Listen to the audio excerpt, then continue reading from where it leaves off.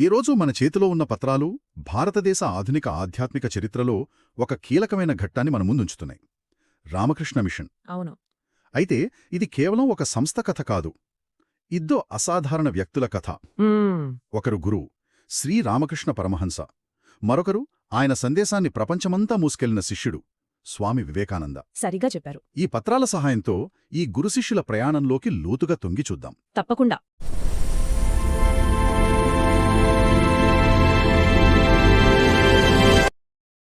ఇది కేవలం ఇద్దరు వ్యక్తుల కథగా చూస్తే మనం అసలు విషయాన్ని కోల్పోతాం. అంటే ఇది 19వ శతాబ్దంలో బ్రిటిష్ పాలన కింద ఆత్మవిశ్వాసం కోల్పోతున్న ఒక దేశంలో వచ్చిన ఒక మేధోపరమైన ఆధ్యాత్మికమైన పునరుజ్జీవనం. ఒక రకమైన రివైవల్ అన్నమాట. అదే. అసలు రామకృష్ణ బోధనల ప్రత్యేకత ఏంటి? వివేకానందుడు వాటికి ఎలాంటి ఆచరణ రూపమిచ్చాడు? వాళ్ళిద్దరి సంబంధం ఎలాంటిది? ఈ విషయాలన్నింటినీ ఈ సోర్సెస్ ఆధారంగా చర్చిద్దాం. సరే, రామకృష్ణ పరమహంసతోనే మొదలు పెడదాం. ఈ పత్రాల్లో నేను చదివినప్పుడు నన్ను విపరీతంగా ఆశ్చర్యపరిచిన విషయమేంటంటే, చెప్పండి. ఆయన పెద్దగా చదువుకోలేదు. కలకత్తా దగ్గర దక్షిణేశ్వర్ కాళీ ఆలయంలో ఒక సాధారణ పూజారి. అవును. కాని ఆ కాలంలోని గొప్ప గొప్ప పండితులు, మేధావులు ఆయన దగ్గరికి ఆకర్షితులయ్యారు. అదెలా సాధ్యమైంది? ఆయనలో అంత ప్రత్యేకతేముంది? ఇక్కడే అసలు కీలకముంది. ఆయన శక్తి పుస్తకాల నుండి వచ్చింది కాదు, ప్రత్యక్ష అనుభవం నుండి వచ్చింది. ప్రత్యక్ష అనుభవం అంటే? ఆయన ఏ మతాన్ని, ఏ దైవాన్ని తెలుసుకోవాలనుకున్నా ఆ మార్గాన్ని పూర్తిగా ఆచరించి దాని సారాన్ని అనుభవించారు. అందుకే ఆయన మాటల్లో అంతటి శక్తి, నిజాయితీ ఉండేవి. ఆయన బోధనలు చాలా సరళంగా ఉంటాయి, కాని వాటి ప్రభావం చాలా లోతైనది. ఉదాహరణకు ఆయన చెప్పిన మానవ సేవే మాధవ సేవ. మానవ సేవే మాధవ సేవ అంటే మనిషికి చేసే సేవే దేవుడికి చేసే సేవ అని. ఇది వినడానికి చాలా సింపుల్గా ఉంది, కాని ఆ కాలంలో దీని అర్థం వేరు కదా. ఖచ్చితంగా. ఆ కాలం నాటి సామాజిక పరిస్థితుల్లో అది ఒక విప్లవాత్మకమైన ఆలోచన. అవునా? ఈ పత్రాల్లోనే ఉన్న ఇంకో మాట చూడండి, ఎత్ర జీవ తత్ర శివ. అంటే ప్రతి జీవిలో శివుడు ఉన్నాడు అని. అవును. అంటే అప్పటి కుల వ్యవస్థను, అంటరానితనం వంటి సామాజిక దురాచారాలను ఇది నేరుగా ప్రశ్నించినట్టే కదా. నిజమే. ఆలయంలోని దేవుడికంటే రోగిలో, పేదవాడిలో ఉన్న దేవుడికి సేవ చేయడం ముఖ్యమని చెప్పడం ఆ రోజుల్లో ఎంత పెద్ద మార్పు. అదే. ఆధ్యాత్మికతను పూజ గదుల నుండి, గుళ్ల గోపురాల నుండి బయటకు తీసుకువచ్చి సమాజంలోకి, సామాన్య ప్రజల జీవితాల్లోకి తీసుకువచ్చారు. ఓకే. దేవుడు ఎక్కడో లేడు, నీ చుట్టూ ఉన్న మనుషుల్లోనే ఉన్నాడు, వాళ్లకు సేవ చెయ్యి, అదే నిజమైన పూజాని చాటి చెప్పారు. అందుకేనేమో రొమేన్ రోలాండ్ లాంటి పాశ్చాత్య మేధావి ఆయన్ను ప్రాఫెట్ ఆఫ్ న్యూ ఇండియా అంటే నూతన భారతదేశ ప్రవక్త అని పిలిచారు. అందులో ఆశ్చర్యం లేదు. ఆయన చెప్పింది కేవలం మాటలే కాదు, ఆయన జీవితమే ఒక సందేశంలా కనిపిస్తోంది. మన దగ్గరున్న ఒక నోట్లో నన్ను ఆకట్టుకున్న ఒక సంఘటన ఉంది. ఏమిటది? ఆయన తన భార్య శారదాదేవిని డివైన్ మదర్గా భావించి ఆమె పాదాలకు పూజ చేశారట. దాన్ని షోడశీ పూజ అంటారని రాశారు. అవును, షోడశీ పూజ అంటే సొంత భార్య కాళ్లకు మొక్కి అమ్మవారిలా పూజించడం. ఆ రోజుల్లో అది ఎవ్వరూ ఊహించుకూడా ఉండరు కదా. ఊహించలేరు. 19వ శతాబ్దంలో స్త్రీలను చదువుకు, సమాజానికి దూరంగా ఉంచిన రోజుల్లో ఒక భర్త తన భార్యలో జగన్మాత స్వరూపాన్ని చూడటం, ఆమెను తన మొదటి శిష్యురాలిగా గౌరవించటం సామాన్య విషయం కాదు. ఇది స్త్రీలకు సమాజంలో, ఆధ్యాత్మిక మార్గంలో ఎంత ఉన్నత స్థానముందో చేతల్లో చూపించడం, మాటలతో కాదు. అంటే రామకృష్ణ మిషన్ పునాదుల్లో శారదాదేవి పాత్ర కూడా చాలా ముఖ్యమైనదన్నమాట. నిస్సందేహంగా. ఆ స్ఫూర్తికి కొనసాగింపుగానే తరువాత కాలంలో కేవలం మహిళల కోసమే రామకృష్ణ శారదామఠం, శారదా మిషన్ లాంటి సంస్థలు ఏర్పడ్డాయి. ఓ అలాగా. వీటన్నింటికీ మూలసూత్రం ఆ నినాదమొక్కటే, ఆత్మనో మోక్షార్థం జగద్హితాయచ. అంటే స్వీయ మోక్షం కోసం, ప్రపంచ సంక్షేమం కోసం పనిచేయడమని. వాళ్లు స్కూల్స్, హాస్పిటల్స్ నడపడం వెనుక ఉన్నది ఇదే ఫిలాసఫీ. వరదలొచ్చినా, భూకంపాలొచ్చినా వాళ్లు చేసే సహాయ కార్యక్రమాల వెనుక ఉన్నది ఇదే తత్వం. వాళ్ల దృష్టిలో ఒక పేద విద్యార్థికి చదువు చెప్పడం కూడా మోక్షానికొక మార్గమే. రామకృష్ణుడి జీవితం, ఆయన శారదాదేవితో ఉన్న సంబంధం ఈ ఆశయానికి పునాది వేశాయి. రామకృష్ణుడు ఇంతటి గొప్ప భావాలకు, అనుభూతులకు ఒక కేంద్రంగా ఉంటే, ఆ శక్తిని, ఆ ఆలోచనను ప్రపంచానికి పంచడానికి ఒక వాహకం కావాలి కదా. కరెక్ట్. అక్కడే స్వామి వివేకానంద పాత్ర మొదలవుతుంది. అసలు పేరు నరేంద్రనాథ్ దత్తా. చురుకైన హేతువాది. దేవుడు ఉన్నాడా లేడా అని ప్రశ్నించే తత్వం. అలాంటి వ్యక్తి రామకృష్ణుడికి శిష్యుడెలా అయ్యాడు? రామకృష్ణుడు ఒక ఆధ్యాత్మిక ప్రయోగశాల అయితే, వివేకానందుడు ఆ ప్రయోగశాల ఫలితాలను ప్రపంచానికి అర్థమయ్యే భాషలో చెప్పిన శాస్త్రవేత్తలాంటివాడు. మంచి పోలిక. నరేంద్రనం మొదట రామకృష్ణుడిని అంగీకరించలేదు, కాని రామకృష్ణుడిలోని స్వచ్ఛమైన ఆధ్యాత్మిక అనుభూతి, ఆయన స్పర్శ నరేంద్రుడిలోని అన్ని సందేహాలను పటాపంచలు చేసింది. అప్పట్నుంచి నరేంద్రుడు వివేకానందుడుగా మారే ప్రయాణం మొదలైంది. అవును. రామకృష్ణుడి అనుభవాలకు ఒక ఆచరణాత్మక, వ్యవస్థాగత రూపాన్నిచ్చింది వివేకానందుడే.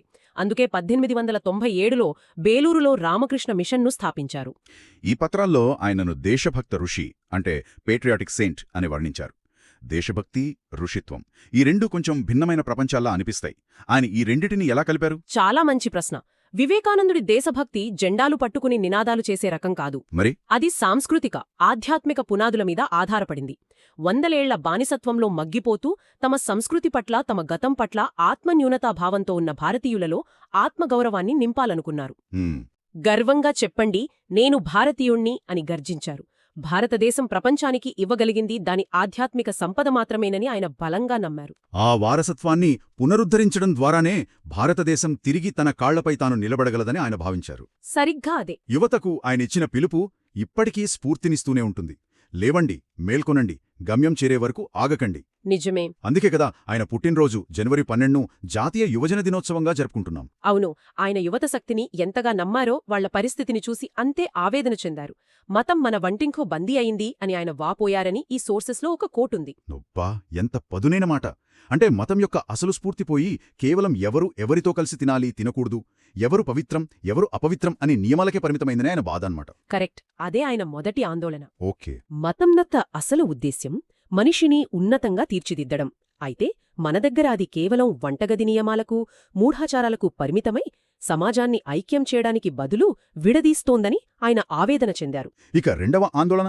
రెండవది, పాశ్చాత్య దేశాలు సైన్స్, టెక్నాలజీతో దూసుకుపోతుంటే మన యువత అర్థంలేని మూఢనమ్మకాల్లో కూరుకుపోవడం.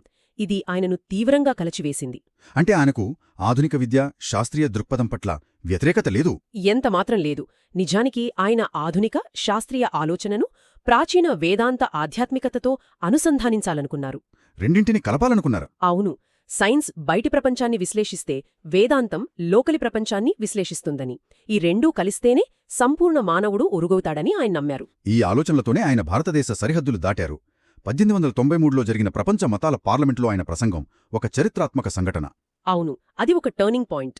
అక్కడ ఆయన తన ప్రసంగాన్ని అమెరికా సోదర సోదరీమణులారా అని ప్రారంభించగానే నిమిషాలపాటు చప్పట్లు మారుమోగాయట. అది కేవలం ఒక సంబోధన కాదు, అది అప్పటివరకు ప్రపంచం చూడని ఒక సార్వత్రిక దృక్పథానికి ప్రతీక. ఆ ప్రసంగం ఒక సంచలనం. ఎందుకని? ఎందుకంటే అప్పటివరకు పాశ్చాత్యులకు హిందూమతమంటే విగ్రహారాధన, మూఢనమ్మకాలు, కుల వ్యవస్థ మాత్రమే. కాని వివేకానందుడు హిందూమతం యొక్క అసలు సారం విశ్వమానవ సౌభ్రతృత్వమని, సహనమని, అన్ని మతాల సత్యాన్ని అంగీకరించడమని. అదే విషయాన్ని ఆ ప్రపంచ వేదికపై గొంతెత్తి చాటారు. అందుకే సెప్టెంబర్ 11వ తేదీని ఇప్పుడు ప్రపంచ సౌభ్రాతృత్వ దినోత్సవంగా జరుపుకుంటున్నారంటే ఆ ప్రసంగం ఎంతటి ప్రభావాన్ని చూపిందో అర్థమవుతుంది. ఖచ్చితంగా. ఆ ప్రసంగం తర్వాత పశ్చిమ దేశాలలో భారతీయ తత్వశాస్త్రం పట్ల, హిందూ మతం పట్ల ఉన్న చిన్నచూపు పోయి గౌరవం పెరిగింది. ఆ తర్వాతే ఆయన న్యూయార్క్లో వేదాంత సొసైటీని స్థాపించారు కదా. అవును. వేదాంత భావాలను పాశ్చాత్య దేశాలకు మరింత వ్యవస్థీకృతంగా పరిచయం చేశారు. ఫ్రమ్ కొలంబో టు అల్మోరా లాంటి ఆయన ఉపన్యాస సంకలనాలు ఈ భావజాలాన్ని వ్యాప్తి చేయడంలో కీలక పాత్ర పోషించాయి. ఆయన ప్రభావం కేవలం ఆధ్యాత్మిక రంగానికే పరిమితం కాలేదని స్పష్టంగా తెలుస్తోంది. మన దగ్గరున్న ఈ పత్రాల్లో రవీంద్రనాథ్ ఠాగూర్, సుభాష్ చంద్రబోస్, రాజాజీ వంటి వారి మాటలు చూస్తుంటే ఆశ్చర్యమేస్తుంది. ఏం రాశారు?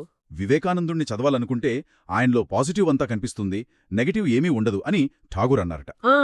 సుభాష్ చంద్రబోస్ అయితే ఆయన్ని ఆధునిక భారత నిర్మాత అన్నారు. ఇవి చాలా పెద్ద మాటలు. ఇవి కేవలం ప్రశంసలు కాదు, చారిత్రక వాస్తవాలను ప్రతిబింబించే మాటలు. ఎలాగంటారు? స్వాతంత్ర్యోద్యమం కేవలం రాజకీయ పోరాటం కాదు, దానికి ఒక నైతిక, తాత్విక పునాది అవసరం. ఆ పునాదిని వేసిన వారిలో వివేకానందుడు ముఖ్యుడు. ఆయన భారతీయులకు తమ గతాన్ని చూసి గర్వపడటం, భవిష్యత్తును నిర్మించుకునే ఆత్మవిశ్వాసాన్ని ఇచ్చారు. ఈ చర్చంతటి సారాంశమేమిటి? ఈ ఇద్దరు మహానుభావుల మధ్య ఉన్న సంబంధాన్ని మనం ఎలా అర్థం చేసుకోవాలి? ఒకరు దాదాపు నిరక్షరాస్యుడైన పూజారి, మరొకరు పాశ్చాత్య విద్యనభ్యసించిన హేతువాది, మేధావి. ఇదో విచిత్రమైన కలయిక కదా. దానికి సమాధానం వివేకానందుడి శిష్యురాలైన సిస్టర్ నివేదిత మాటల్లో దొరుకుతుంది. ఆమె అసలు పేరు మార్గరెట్ నోబెల్, ఒక ఐరిష్ మహిళ. ఓకే. వివేకానందుడి ప్రసంగాలకు ఆకర్షితురాలై భారతదేశానికొచ్చి ఇక్కడే స్థిరపడ్డారు. ఆమె the master as I saw him అనే పుస్తకం రాశారు. అందులో ఏమన్నారు? అందులో ఆమె అంటారు, రామకృష్ణుడు, వివేకానందుడు ఇద్దరూ వేరువేరు వ్యక్తులు కాదు, ఒకే వ్యక్తిత్వానికి రెండు రూపాలు అని. ఒకే వ్యక్తిత్వానికి రెండు రూపాలు అంటే రామకృష్ణుడు ఆధ్యాత్మిక శక్తికి మూలం, ఒక ఆలోచనకు బీజం. వివేకానందుడు ఆ శక్తిని, ఆ ఆలోచనను ప్రపంచానికి పంచిన కార్యాచరణ రూపం. ఆహా, ఇంకోలా చెప్పాలంటే రామకృష్ణుడు హృదయమైతే వివేకానందుడు మెదడు. ఓ, బాగుంది. రామకృష్ణుడి అనుభూతులకు వివేకానందుడి వాగ్ధాటి, మేధస్సు తోడయ్యాయి. రామకృష్ణుడి కరుణకు వివేకానందుడి వ్యవస్థా నైపుణ్యం, ఆర్గనైజింగ్ స్కిల్స్ తోడయ్యాయి. ఆహా. ఒకరు అనుభూతి అయితే మరొకరు వ్యక్తీకరణ.